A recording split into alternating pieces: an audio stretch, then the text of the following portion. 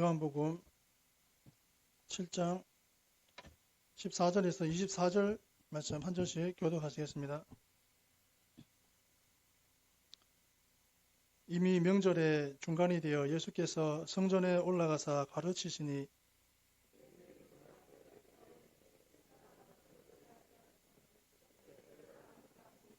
예수께서 대답하여 이르시되 내 교훈은 내 것이 아니요 나를 보내신 이의 것이니라.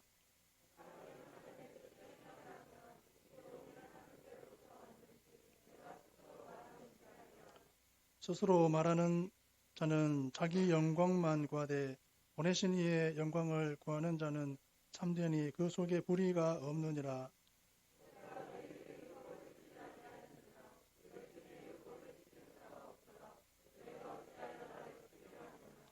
무리가 대답하되 당신은 귀신이 들렸도다. 누가 당신을 죽이려 하나이까?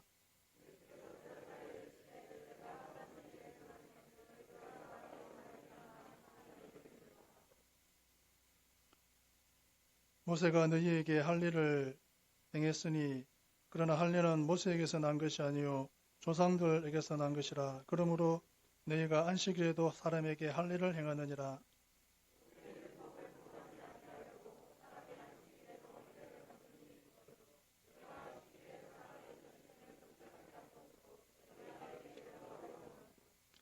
외모로 판단하지 말고 공의롭게 판단하라 하시니라. 아멘.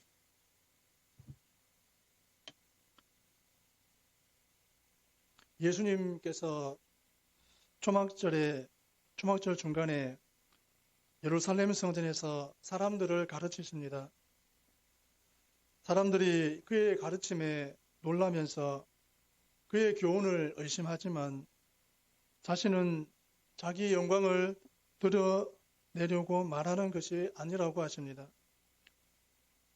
예수님은 38년 된 병자를 안식일에 고치신 사건 때문에 자기를 죽이려는 당시 종교 지도자들의 음모를 언급하시며 자신의 치유 사역이 정당했음을 안식일에 할례를 시행한 것과 비교하여 논증하십니다. 초막절은 일주일간의 절기로서 예수님은 명절 중간에 성전에 서서 가르치셨습니다. 그러나 유대인들은 예수님의 자격을 문제 삼았습니다. 이에 예수님은 그들이 내세우는 모세의 율법을 근거로 그들을 책망하십니다. 외모에 집착하고 외형에 치중하는 외관 지상주의가 만연합니다. 외모와 외형이 개인 간의 우월과 인생의 성패를 가늠하는 기준이 되고 이성적인 판단을 흐리게 하며 인식과 가치의 체계를 왜곡시키고 있습니다. 본문 속의 유대인들 역시 가르침의 옳고 그름보다는 외모, 즉 출신과 배경 등으로만 판단하여 예수님의 교훈과 행적을 부정했습니다. 하지만 이런 태도는 불신의 또 다른 모습이며 불순종의 궁색한 변명이나 자기 합리화에 지나지 않습니다.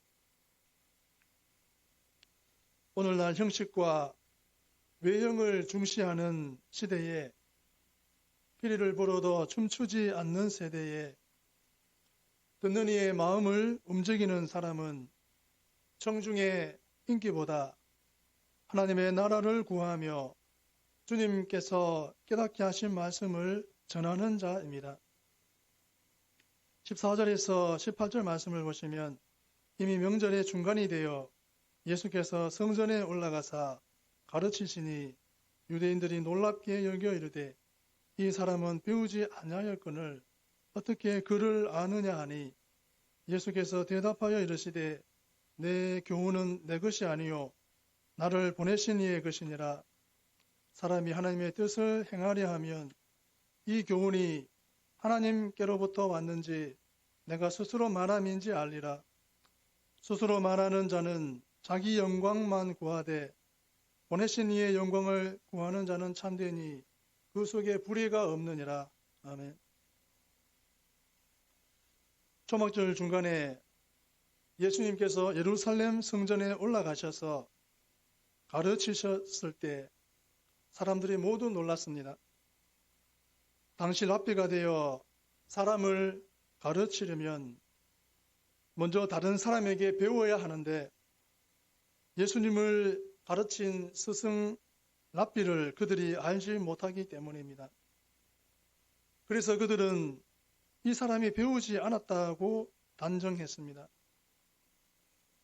예수님을 가르친 선생을 알지 못하는데 그가 어떻게 율법을 알고 랍비처럼 가르치고 있느냐고 질문했습니다.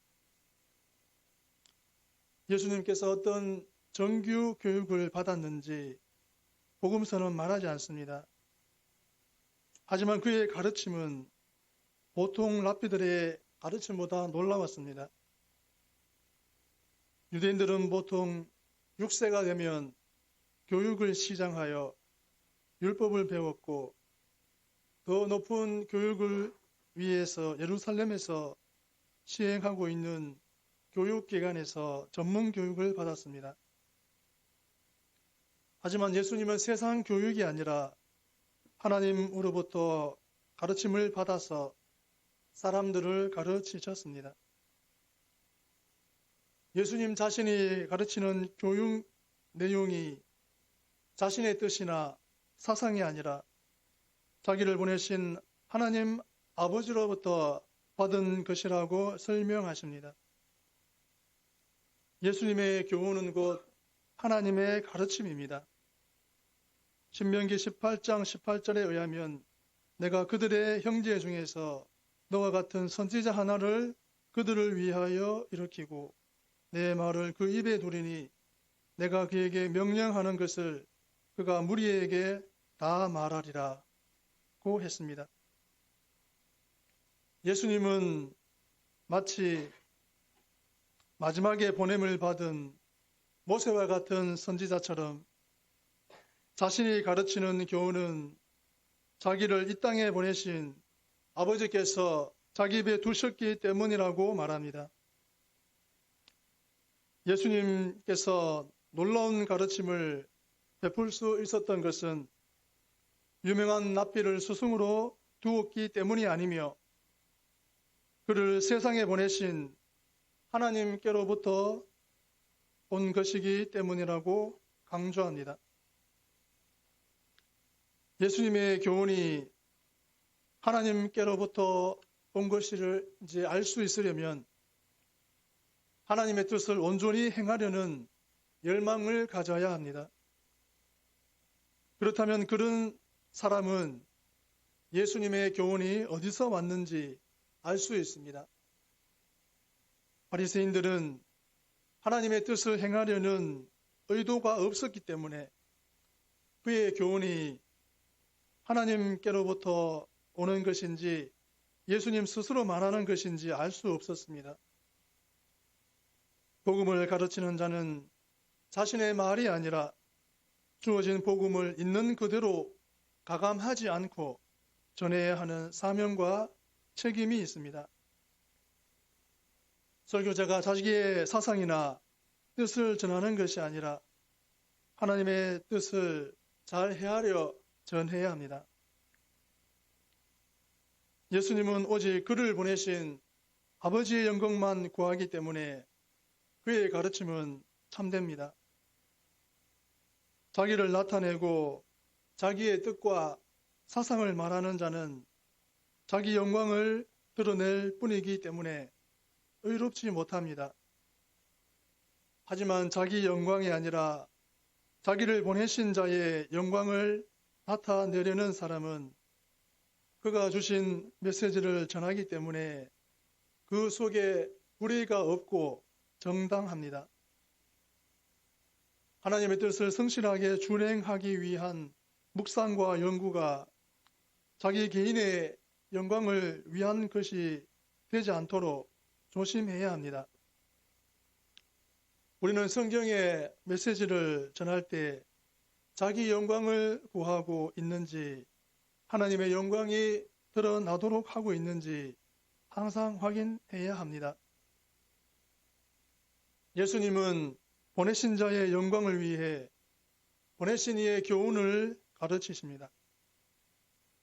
예수님의 권위 있는 가르침은 유대인들을 놀라게 했습니다. 당시의 랍비들과 달리 그 가르침을 자신을 드러내거나 자랑하는 수단으로 삼지 않으셨습니다. 하나님의 말씀을 가르치는 교사의 참된 모범을 보여주십니다. 예수님의 교훈은 하나님께로서 왔습니다. 하나님께서 독생자 예수님을 직접 이 땅에 보내셨습니다. 예수님의 가르침이 인간의 학문적 연구나 인생 경험의 결과가 아니라 하나님께서 파송하실 때 주셨습니다. 그러므로 주님의 모든 가르침은 하나님의 명령과 동일합니다. 우리가 만일 주님의 가르침을 소홀히 여기거나 지켜도 좋고 안 지켜도 좋은 것으로 여긴다면 당시 예수님의 가르침을 듣고도 주님을 따르지 않은 유대인들과 조금도 다를 바 없는 자들임을 알아야 합니다. 하나님의 뜻을 행하고자 하는 사람은 주어진 교훈이 하나님에게서 온 것인지 사람의 영광을 위해 만들어낸 것인지 분별할 수 있습니다. 듣고 알게 된 지식, 행함이 없이 간직하고 있는 지식으로는 하나님의 뜻을 분별할 수 없습니다. 날마다 순종을 위해 무릎으로 말씀 앞에 나아가야 합니다. 말씀을 읽을 때 하나님을 경외하며 순종하려는 마음으로 읽어야 하겠습니다.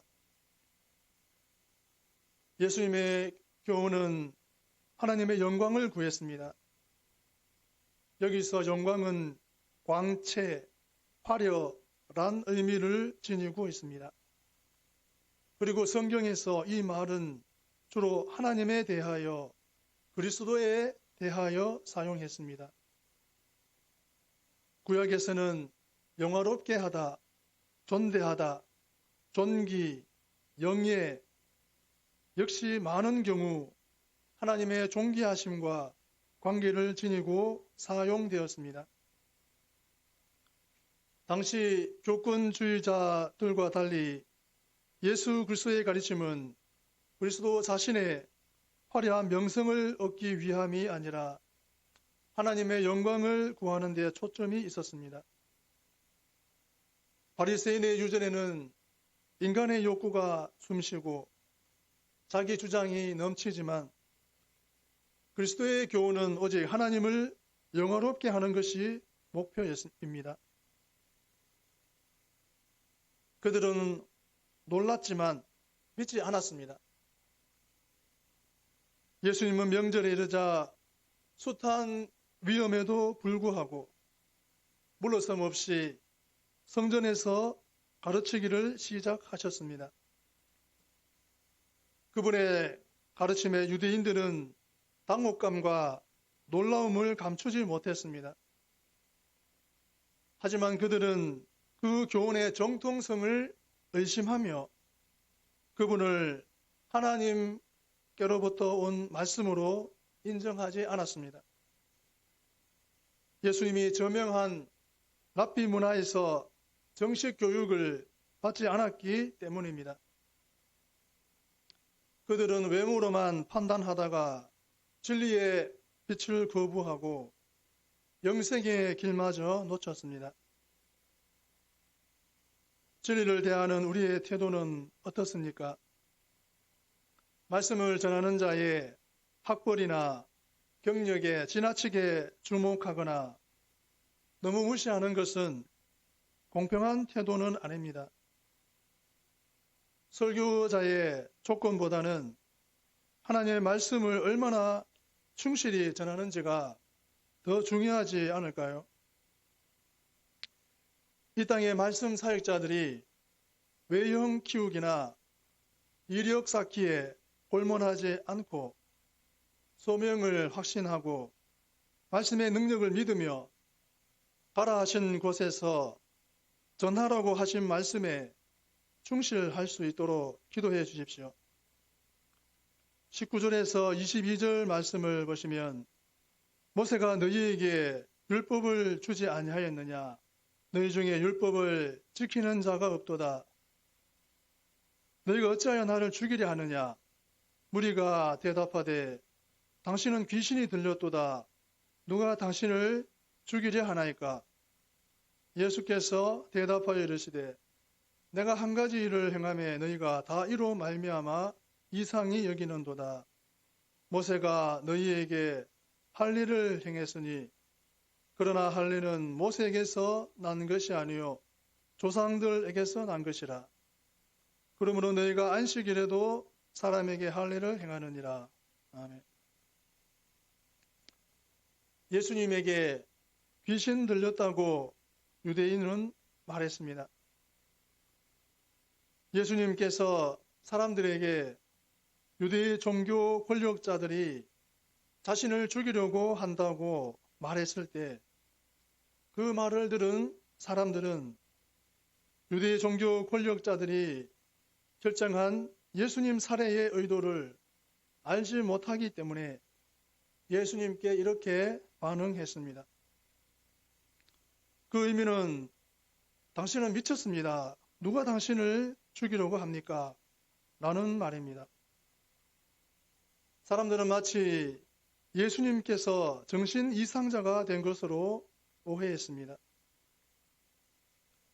예수님께서 언급하신 한 가지 일은 안식일에 38년 된 병자를 예루살렘 베데스다 목가에서 고쳐준 기적 사건을 의미합니다. 안식일에 38년 된 병자가 일어나 걸으면서 자기 자리를 들고 다녔을 때 사람들은 모두 안식일 규정을 위반했다고 지적했습니다. 이 일을 일으킨 사람이 예수님이라고 생각하고 이상하게 여겼습니다. 하지만 예수님은 당시 유대계의 할 일을 시행하려고 안식일에 할 일을 행한 관습을 언급하면서 자신이 안식일에 병자를 고친 사건을 정당하다고 주장합니다. 유대인들은 할 일을 모세가 준 율법으로 알고 열심히 행했습니다.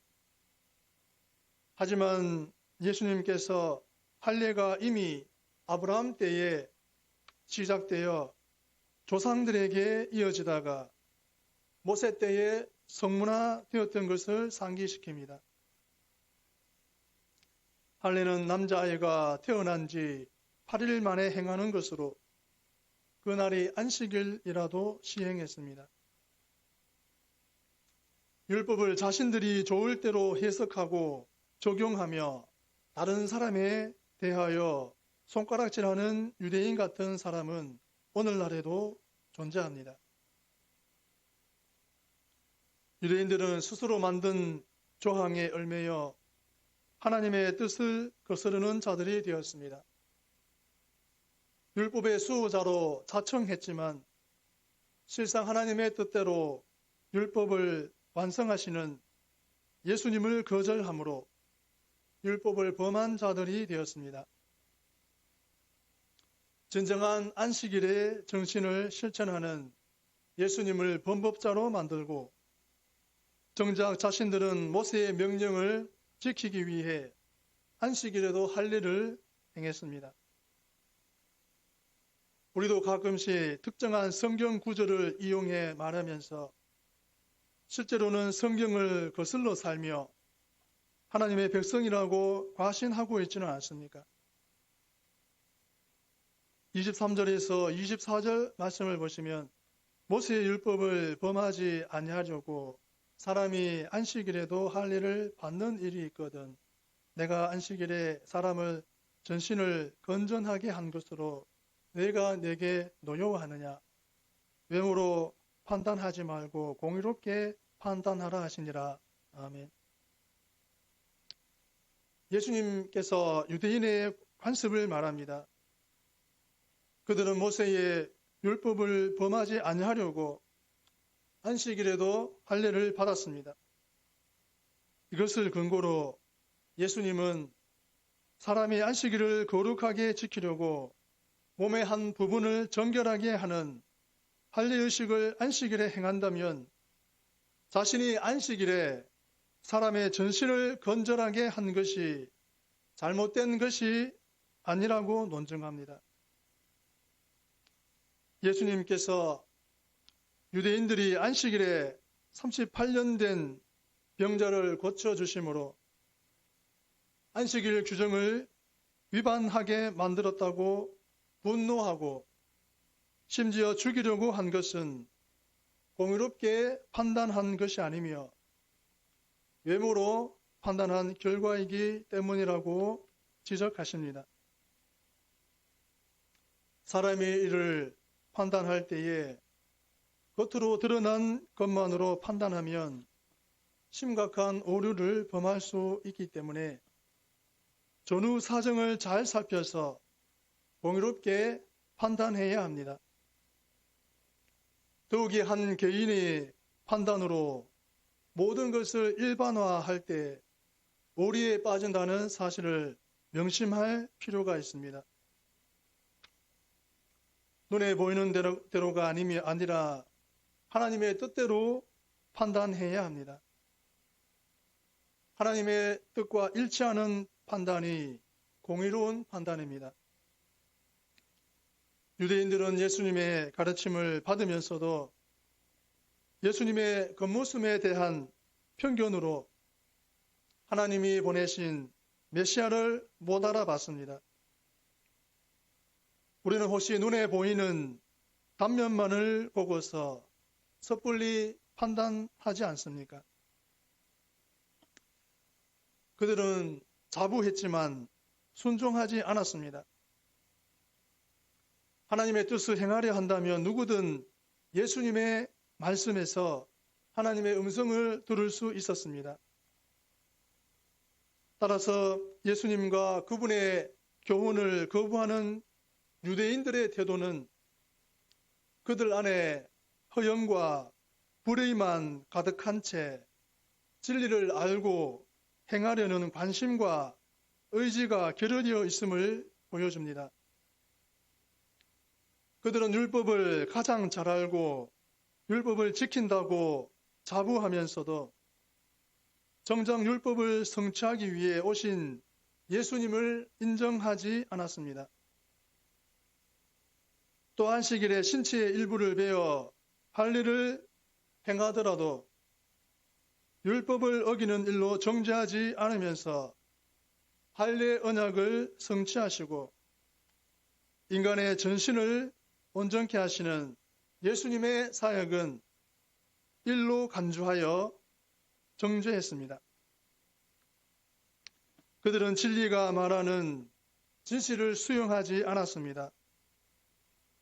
또 그들의 지식은 순종을 위한 지식도 아니었습니다.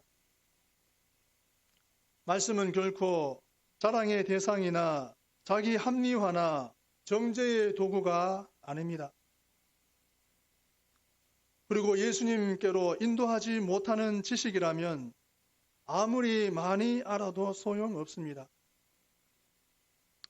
말씀 묵상이나 성경 연구를 할수록 예수님을 인격적으로 더 깊이 알고 더 경외하고 더 순종하는 신앙이 되고 있습니까?